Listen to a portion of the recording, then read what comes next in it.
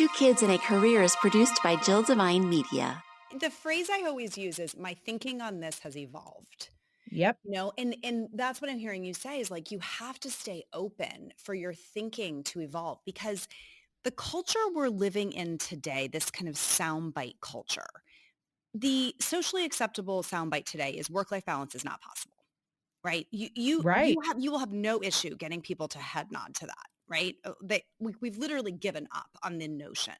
But I think that notion that we want to have a sense of choice, a sense of control over where our time goes. We actually do have it. We don't always claim it. And if we kind of stop and at face value say, well, balance isn't possible, then the dangerous thing that happens next, Jill, is we settle.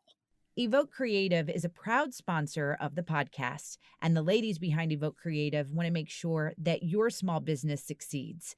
What do you need help with? Do you need a website or maybe a website refresh? Do you need some social media coaching? Do you need copywriting? Whatever it is that your business needs, Evoke Creative can fulfill, and they are going to make sure that your business flourishes like it should. EvokeCCO.com. It's EvokeCCO.com for Evoke Creative. Hi there, and welcome to Two Kids in a Career. I'm Jill Devine. As an entrepreneur, wife, and mama, the daily grind of trying to build a business while taking care of kids and trying to maintain a healthy connection with my hubby, it's a lot. With this podcast, you're going to hear candid conversations with other moms, parenting experts who can share their knowledge and insight, or you'll just hear me rambling to get it all out. There's going to be tears, there's going to be laughter, but most importantly, there will be support. Take a listen and connect with me so we can grow and learn from one another. This is Two Kids and a Career.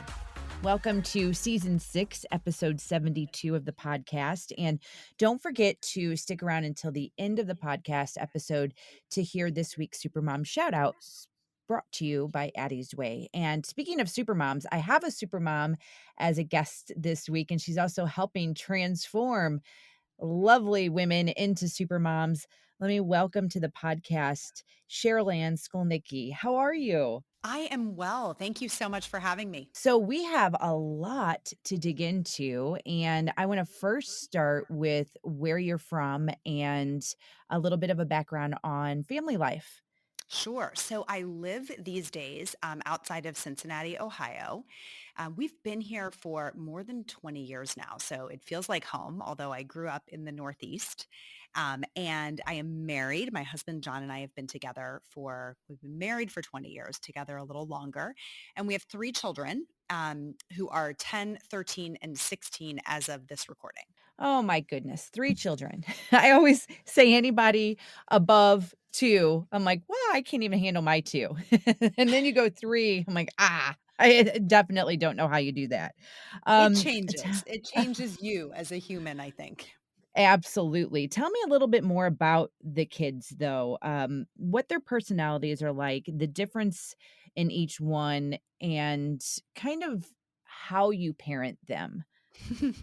Well, they're so different. And, I am an only child. So for me, this was a brand new experience to kind of dig into nature versus nurture up close and personal.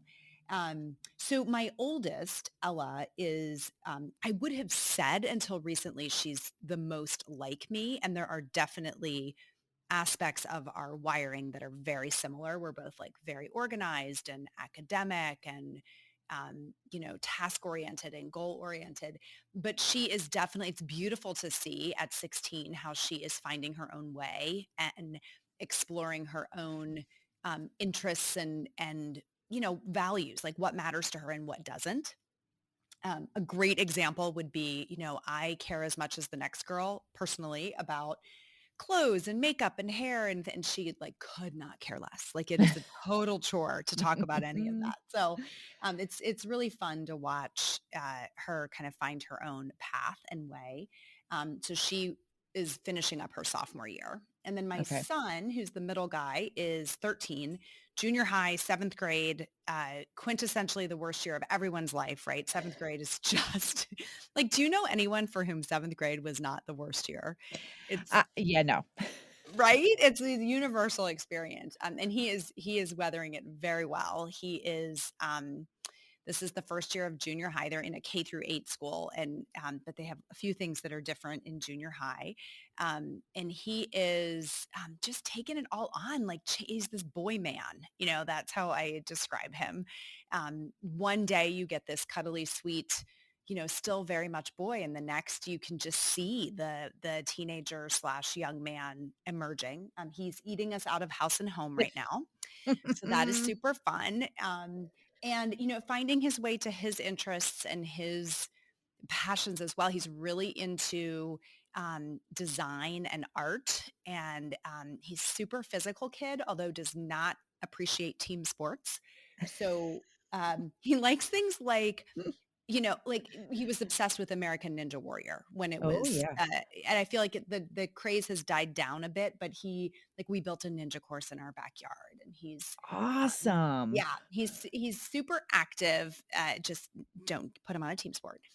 And and then my youngest is 10 and she is, I tease somebody gave her the cool girl playbook. I don't know where it came from. She just is so social and so interested in spending time with her friends and, building relationships and having fun. She is this bright light of fun in our household. She is up for anything at any time. And will drag the rest of us along, and very persuasive in her ability to get other people on board for her fun ideas.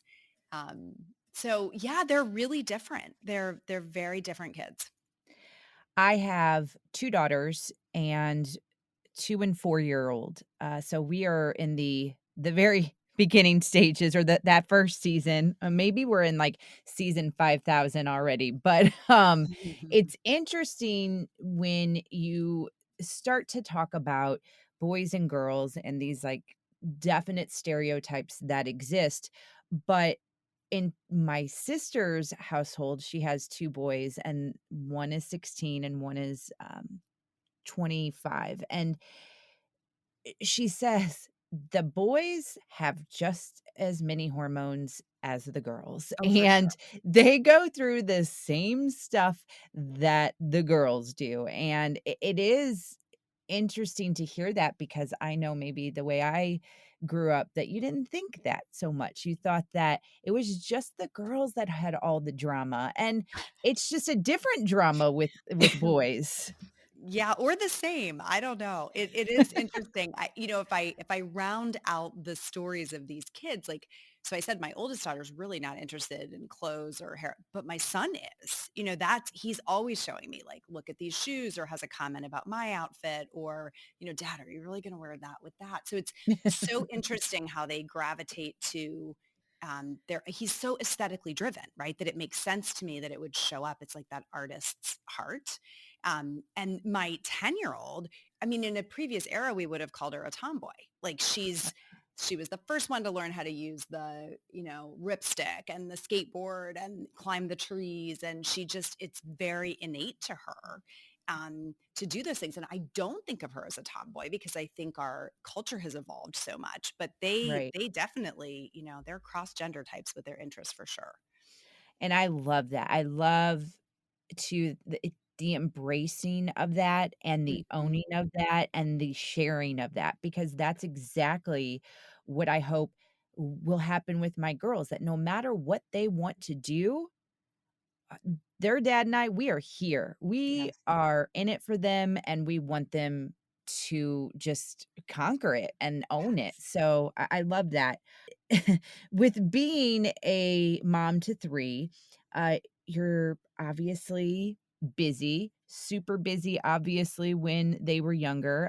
I think it probably changes in your season, like we were just saying a little bit ago, but, like, it's just a different kind of busy. But you're an entrepreneur. You had this corporate job before this entrepreneurship started, and I wanna go back to that, the corporate world. You started your career at Procter& and Gamble, Yes. and you're there for 15 years. What did you love about it? Because I wanna start there, because sometimes people think, "Oh, corporate stuffy, bleh, it's the worst," but there are No, some really no. good Yeah. things with I it. loved it. I definitely loved it. So it's a good question. I would say the first answer is I loved the juice. like the speed, the adrenaline, the um, things moved fast, and especially I started my career in field sales and then I moved to our corporate headquarters. I say our, listen, I still like bleed blue, I feel like. So the corporate headquarters, which are in Cincinnati where I live still today. And, like most corporate headquarters, it's a massive building. It takes a city block that has several other buildings in the city. And it was like the West Wing. I mean, it is fast-paced, decision central, people buzzing around, lots happening. And that is an environment that in that era of my life, I really loved. So that is one thing for sure. I think being able to see things go from idea to execution, like Yeah. as a young woman who just didn't know how that worked, like how did that product get on the shelf? How did the words on that package get decided? I didn't know. And so having a front row seat to that and then actually bringing things to market was really just an education. I was so grateful to have it. It felt like a worldview snapped into place about how things went from idea to execution. Um, and I loved the people. I mean, P&G is often referred to as an academy company. They hire extraordinarily bright, talented people from all over the world, massively diverse cultures. And to just drop yourself in the center of that for more than a decade, um, I mean, I learned so much from the caliber of the people I was around. It raised the standards of, what I thought was possible. All right. So why did you leave? And then I left, right? You're like, "And why did you leave?" So, Why aren't you still there?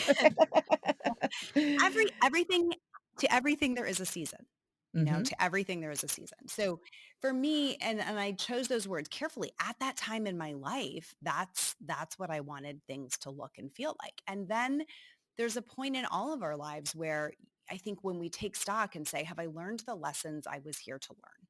Have I had the experiences I was here to have?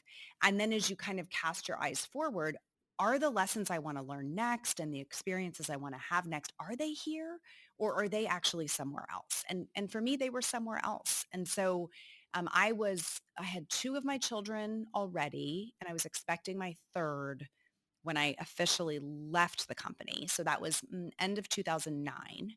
And then in 2010, I started my first business and had my third child and the rest is history. Well, let's talk about the Brilliant Balance Company. And I say that slow because I really, in all honesty, when I saw that that was the company that you founded, I was a little confused. And let me tell you why, because Sure. this word balance, it's confusing. It is so confusing and it is so hard.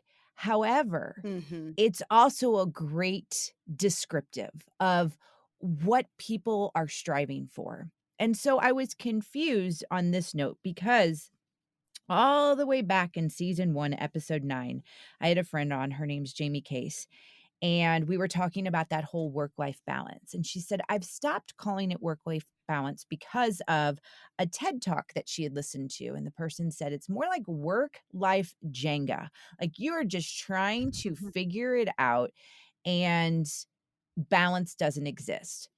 And I did buy into that for a little bit, and I still do to this day, but I do believe there is balance. There is some sort of balance that can be had. It's just a matter of figuring that out. At least that's how I feel. And I didn't know if you have had that pushback at all with that particular word. I mean, only in every conversation I've had for the last decade. It's I'm going to be like the last woman standing on this. Yeah, and I welcome it. I do because here, this is my like goal in life these days is to reimagine what we mean by balance. Right. To Okay. help everyone listening, just reimagine what do we mean. And here's what I think this is rooted in. I don't know how old you are. I don't need to know, but I'm I 44. kind of came That's, yeah. okay, so we're roughly the same age. I'm 46, and Okay. when I graduated from, like, let's just say college, image. And this is when the first time I started thinking about balance would have been, in that era. And I'm in women's networks and I'm in this big corporate company. And every slide in PowerPoint, right, that ever went on a big projector screen in front of me had one image on it when it talked about balance. And I think this image is to blame for the bad rap that we're giving. Well, the visual that represented it, I always saw a scale. And Yes. they would put this Yes. scale on the screen and it would have a pile of whatever on one side, typically rocks, and then a pile of rocks on the other side. And it was like they were showing that the scale was in balance. Okay. And I Yes. think honestly, it's because there just wasn't a lot of clip art. So you grabbed whatever clip art, Googled or didn't Google at the time, but you'd like go into PowerPoint and say balance and it would go, oh, scale. Okay, drop that into the slide. I really think that thing, that moment, that image has ruined like a generation of women because it is a static image. There is a supposition underneath that our lives are static, that like if we just perfectly arrange these pieces and decide kind of once and for all how much we want to put against work on one side and life, quote unquote, on the other side. And then we like step back carefully and we don't move a muscle, that thing will stay in balance. And that's crap. I mean, that's just Yeah. not how our lives work. So I think if we're going to have a conversation about balance, and the reason it's in the name of my company is my visual metaphor has always been like Misty Copeland dancing in the American Ballet Ah, Company. yeah. Now, think about the visual imagery of specifically Misty, but any ballerina, contemporary ballerina dancing across the stage. She is in balance, right? She has to be upright. She has to have a strong core, but there are transitions from pose to, she has to land the pose, right? And not fall down in between. So think about our lives, Jill. We have to land the pose, right? We have moments in our day, in our week, in our year that matter to us, that are like, it's go time, right? And we want to be all in those moments. And then we want to get to the next one without falling down. That's my definition of balance. That's what I think is absolutely attainable for all of us, really. I'm going to take a quick break in the conversation to talk to you about one of the sponsors of the podcast, and that would be Evoke Creative. So I was with the two founders not too long ago, and we were just chatting up all kinds of things regarding the podcast and the business that I have and how they were instrumental in making sure that it happened. You can see the work they've done for me, the podcast artwork. They did that for me. The website, JillDevine.com, they did that for me. They really took what I had in my brain, but I was kind of hard to explain and bring it to life. And so it's just exciting to see that happen with other people too. I see the work that they're doing with others, and it just makes me so happy. And one thing that we did talk about was social media. And I don't have time to keep up with all the different social media trends and the algorithms and all that, but they do. So if you need help in that area, they want to help you. Check them out, evokecco.com. It's evokecco.com. All right, back to this week's episode. Yeah, when you mention the scale, that makes sense because the way that I look at that is, yeah, I can't do it all if that scale is not even. And it's like, you think about that has to be the way it is every single day of your life. And that's, like you said, crap, because things change and different things come up. So, Right. okay, now it's making more sense. And that's why I was really interested to have you on, because I don't want to just shun that word balance. I want to learn more. I want to learn somebody else's perspective on it, because there is a way to make this work. There is a way to reach someone that maybe has a different definition of balance. Yes, And let's just straighten that out. Let's just give a different perspective, because that's what this is all about. I mean, that's right. we just want to give a different perspective. And then in reading more about you and your company, it's like, well, hello, these are the things that I'm trying to do with myself and also with this podcast to have these open conversations, to talk about these struggles. And like, again, a theme that I always talk about is if I can just help one person, one woman listening and let her know, okay, this is how this is going to affect you. Insert X, Y, or Z here. But that's what I love about diving into things and being able to say, okay, I was wrong at first to maybe go, I don't know if this is a right topic to have on. And maybe 10 years ago, I would have taken that and just Mhm. put it to the wayside, but to grow and to just say, okay, let me learn a little bit more. Yeah. That's what everyone should do in life in general. Yeah, the phrase I always use is my thinking on this has evolved. Yep. And that's what I'm hearing you say is like you have to stay open for your thinking to evolve because the culture we're living in today, this kind of soundbite culture, the socially acceptable soundbite today is work-life balance is not possible, right? Right. You will have no issue getting people to head nod to that, right? We've literally given up on the notion. And so and I think I gave you one issue and there are several issues with just the words work and life being on opposite sides of the equation. We can talk about that. But I think that notion that we want to have a sense of choice, a sense of control over where our time goes. We actually do have it. We don't always claim it. And if we kind of stop and at face value say, well, balance isn't possible, then the dangerous thing that happens next, Jill, is we settle, Yep. right? We go, well, it just is what it is. I'm going to feel like this for the next decade or two, right? Until the kids leave the house, until they get older, until heaven knows what happens. And that inflection point is I'm spending my life trying to prevent that for people. Because as soon as you decide it's not possible, like you lose hope, right? And when you lose hope, then you really are in trouble because then it just becomes like I'm going to slog it out. Day in and day out, I'm going to get from coffee time to wine time and then I'm just going to get up and do it again. And commiserate with my peers who are all saying, yeah, it's not possible for me either, right? Like we've kind of bought into that narrative. And I really think we can do better without breaking ourselves in the process.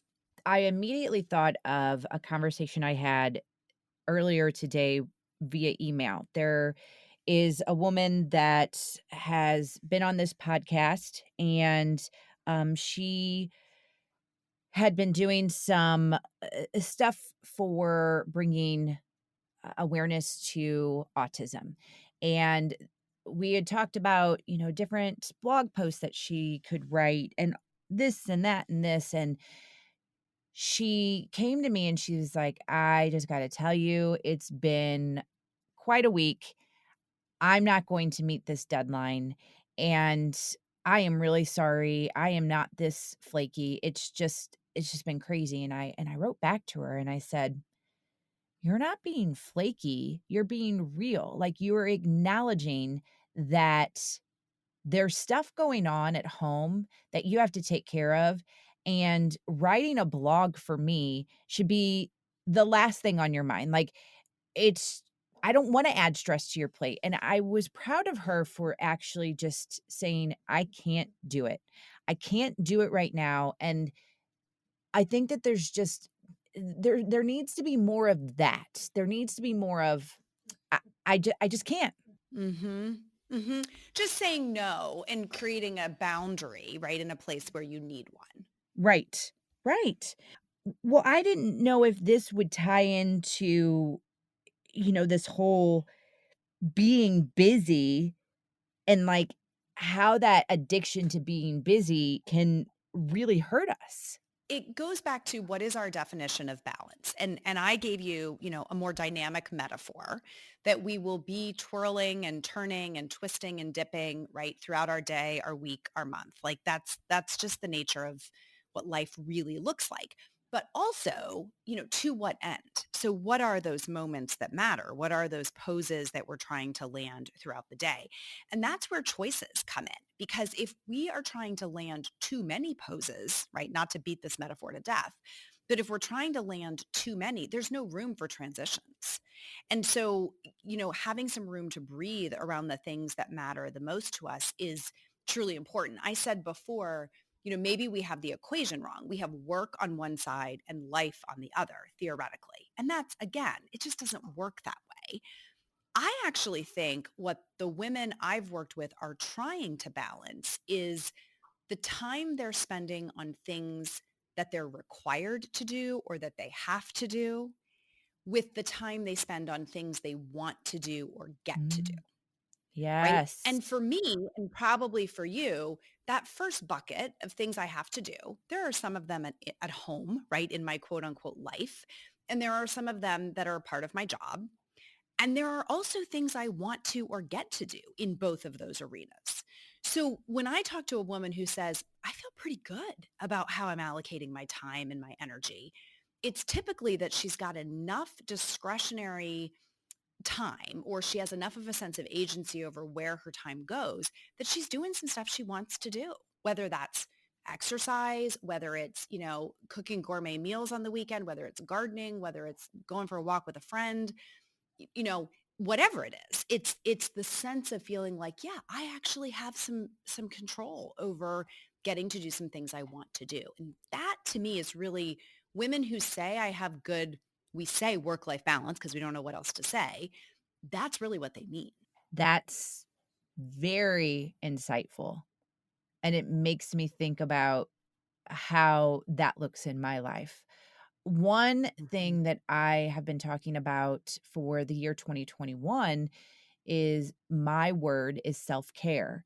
And I if you listen to this podcast on the regular, you know that I'm going to say I still don't know what self-care looks like for me, and Mm. I almost think that this could be a two-year word, meaning getting some information on self-care, practicing a little bit, but really taking that, diving into it, and applying it to 2022. And so while I'm still trying to figure out the best self-care practices for me, because in all honesty, back to what was it that you said, like the evolution of learning? Like I've learned one way to focus on self-care, and now I'm learning, oh, that's that has many My thinking on definitions. this has evolved. That was my Yes. phrase. Yeah. Well, Yes. you're right. And so I think self-care is another one of those words, almost like work-life balance, that's Yes. becoming like it's getting diluted and it has Uh-huh. this, oh, it's a spa day, right? That's what self-care means. But it's not. It's, so let's just banish the term for a second and think Yes, about what because I was saying yes. of things Yes. you want to do, right? So Okay. it really is you are declaring, I'm going to spend some time doing things I want to do. And I'm going to bet, Jill, you're like, I'm not sure I remember what they are. Yep. And that's where we Yep. get stuck because we're like, well, it must be that I want to take a bath or get a mani-pedi. Well, maybe you don't, right? So I'm always asking, what are the things that and we can't even imagine like if all of our responsibilities melted to the background, but if they did, what would you do? Like I would go straight to a Barnes and Noble and get a big giant stack of books from all the shelves and just start leafing through them. Like that's like heaven on earth to me, right?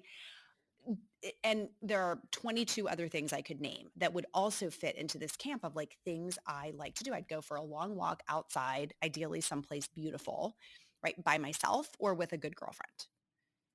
Give me one for you. Being able to I would put the spa in there as Yeah, far as just spending a day at a spa, taking all of it in, being able to use all the services, that is like a big, huge one. Um, and then the other one that it's just spending time with the book that I have on hand at that moment. there you go. So if you did nothing else but say, I am going to prioritize a cadence for reading the book that I have on hand at the moment. It sounds like you read a lot. Mhm. And I am going to regularly schedule time at a spa, right? It could be I'm going to do a massage every other week. It could be I'm going to do a full day every 2 months, like whatever makes sense for your life. But knowing that that's coming, my only build based on the work I've done with women is you really want some things that can be daily practices. Okay. We don't do that well with like delayed, if you're like, I'm going to do a big spa trip once a year, great, but it's not really going to bring balance to your life That's because it's exactly what I was thinking, like, what there has to be a definition as, like, going back to self-care, but the things that I wanna do to fill me up, it can't just be those things, and that's where I think I'm getting confused. Yeah, this is a place where I would invite everyone listening to dig deep. Like it's not easy because we've suppressed these longings in service to our work, in service to our families. Typically for so long, I mean, by the time you're our age in your mid 40s, like we have literally forgotten what we like to do because we just don't think it's possible.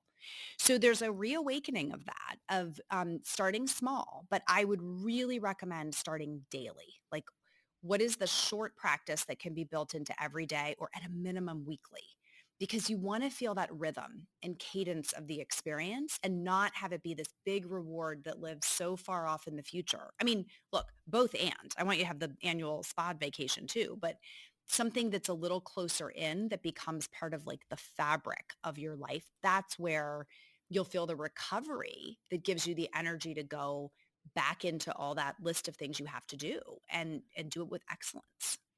Can I ask on that particular topic, if we know that for me, on a daily aspect, reading is definitely one of them.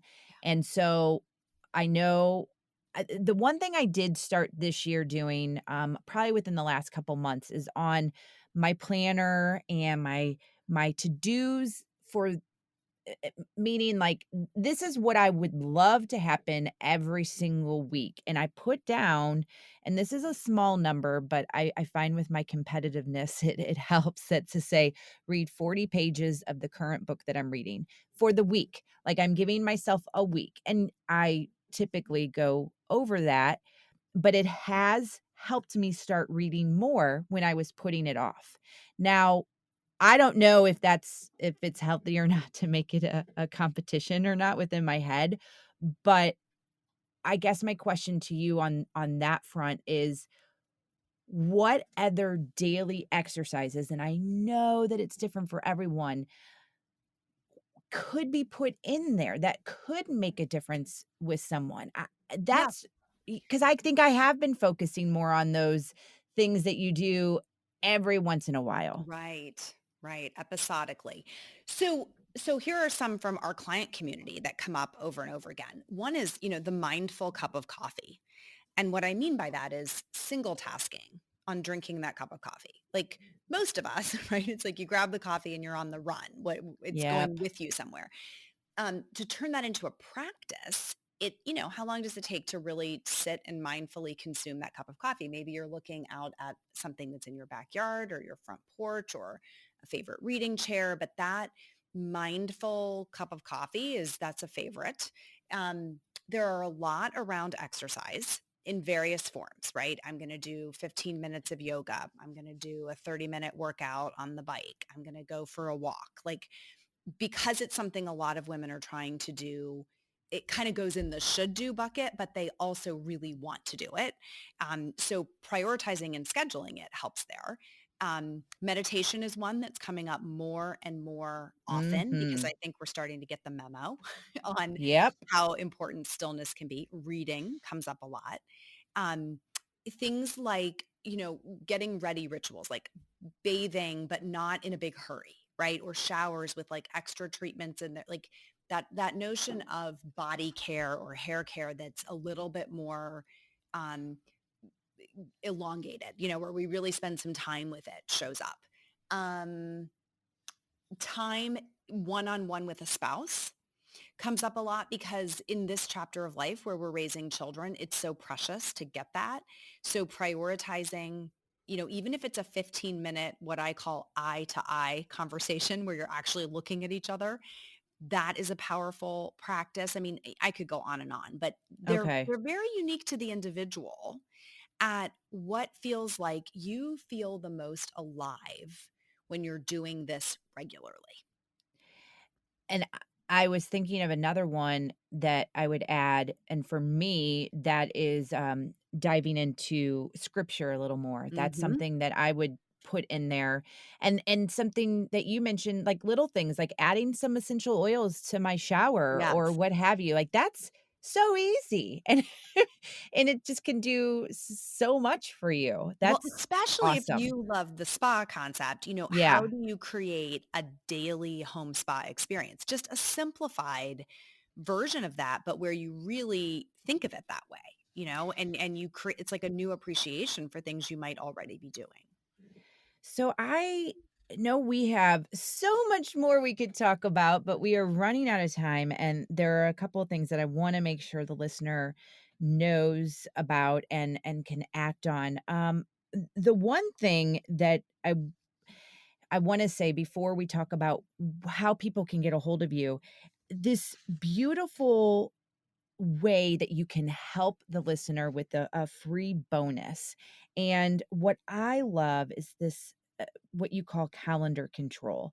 And I think with Mhm. everything that we've been talking about and having someone listen, I think this is such a great tool for a woman who wants to align her personal life with her work life, even though we know that those can be combined, but just aligning your time with your priorities and turning your to-do list into a done list. And I Yes. love that this is going to be something that the listener can partake in, and I will have that freebie, on the show description at jilldevine.com. Is there anything you wanna add about that so the listener understands exactly what they're going to be getting?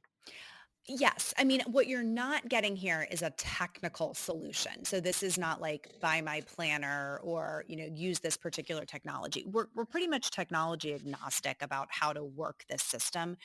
But what I see over and over again is we are underutilizing the calendar as a mechanism for really setting priorities. And so I was thinking when you were talking about your reading ritual and you said, I set a goal to read for 40 minutes or to read 40 pages over the course of a Yep, week.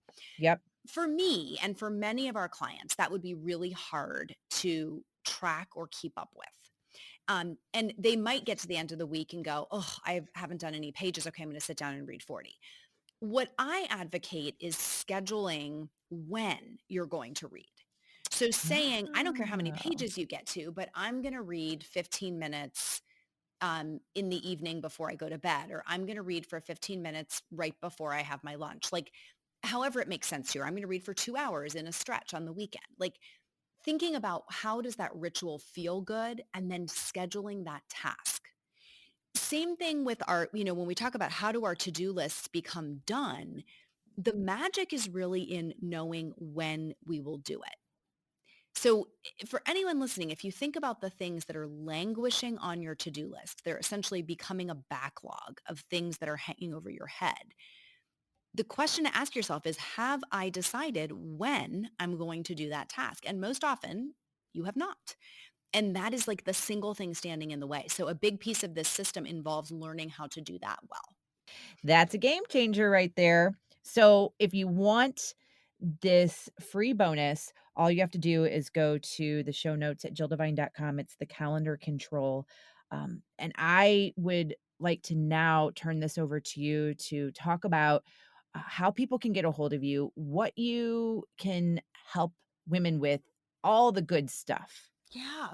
Well, thank you. That's generous. I mean, the best place to find us is really the website, which is brilliant-balance.com. Pretty easy to find. You can usually also just Google Brilliant Balance and you'll find us. Um, I think about the kinds of people we serve as having one of three main problems. They're either I'm just really exhausted by the complexity of my life. I'm tired all the time, not taking great care of myself. And I'm not sure how much longer I can go on like this. Second kind of problem would be, candidly, I have too much to do and not enough time to do it. Mm. I cannot seem to fit all these tasks and things into my life, and I need some help learning how to do that. And the third would be like, is this all there is? I thought there would be more to life than this. And I feel like maybe a yearning to connect to purpose or a new dream.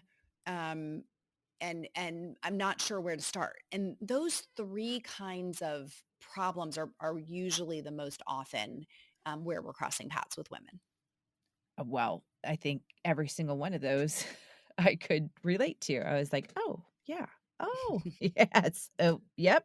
All right. So if they go to brilliant-balance.com, they'll get all the information on how they can reach you and ask for more information.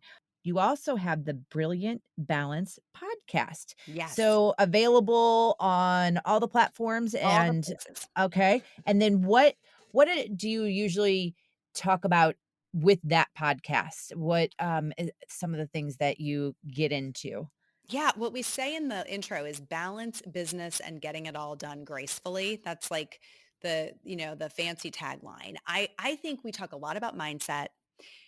We talk a lot about like a new way of thinking about an old problem. So I think our conversation today is illustrative of that there's frameworks that are like, wow, I just bought, the kind of face value version of balance isn't possible. But when I really stopped to think for a second, maybe I just needed to redefine it. That is a common experience within the show. We talk about careers. We talk about parenting. We talk about some hard skills like negotiation and, getting promoted. All the things that working moms especially have on their minds. That's where we go. And again, I will put that information on the show notes as well. So, can you say it again to me? What's that quote that just I am definitely going to write this down about rethinking an idea? Yeah, my thinking on this has evolved. My thinking on this has evolved. Writing it down because that's a good one. Last minute or parting words, I guess I should say, Cherylanne, do you have for the listener? I would just say, like, based on our conversation today, I hope it's an invitation to think about places in life where you're feeling stuck and ask yourself if you've just not really given it quite enough thought yet. Like, is there maybe another way around, over, under, through that challenge? And do you maybe need some outside perspective? Hopefully today's conversation gave you a taste of that outside perspective and how valuable it can be. And don't settle for less than what's possible for you. Before we dive into this week's Supermom shout out brought to you by Addie's Way, a little reminder about Evoke Creative, one of the sponsors of the podcast. I know that social media can be such a crazy thing, especially when it comes to your business. And maybe you're feeling frustrated because you think you're doing everything right and you're just not getting the likes, the follows, the clicks, whatever it may be. Well, there's all kinds of rules behind that, like why you should post here and why you shouldn't post that and why you should do this. And I don't have all the time in the world to research that, but the ladies behind Evoke Creative do. So if you need a little help on that side with your business, check them out, evokecco.com. That's evokecco.com. We are at that point in the episode where it is time to shout out a supermom. And if you're new to the supermom shout out, I created this in season 4 as a way to let moms know they are seen and they are supported. It can be such a thankless job at times. And I just thought, what a great way to just lift another mom up and get her featured because I do see you and I do support you. And so then in season 6, this season, Lisa from Addie's Way contacted me and said she wanted to jump in on this support as well. And we came up with a custom design t-shirt to send to the Supermoms. So it's really exciting. Definitely get your nomination into me. hello@jilldevine.com. So for this week, The nomination is coming from Allison, and Allison is nominating Ginny Jessie. Ginny Jessie is a supermom in more ways than one. As co-founder and executive director of the June Jessie Memorial Foundation, she passionately supports children with medically complex neurological conditions and their families. She tirelessly continues to find ways to bring needed resources and financial assistance to these families, and has created a supportive and understanding community to provide comfort on their journeys battling complicated diagnoses. Ginny does all this in loving memory of her daughter June, who passed away shortly before her 4th birthday in 2016 due to complications of her own rare neurological condition. Ginny's personal, courageous journey as June's mom is very inspiring in itself, and she spreads so much love to others every day while also caring for 2 little boys, June's younger brothers, George and Peter. Ginny, I see you and I support you. If there's someone in your life like Ginny, I encourage you to send me that Supermom nomination. hello@JillDevine.com, or you can go to the website JillDevine.com, and we have a form that you can submit right there, making it so easy for you. And I want to thank you for listening to this episode and supporting this podcast. And I would like to ask you if you would rate, review, and even subscribe to the podcast, as that will help me get this podcast in the hands of others and get some more super moms some recognition. So thank you in advance for doing that for me, and also for listening and supporting 2 Kids and a Career.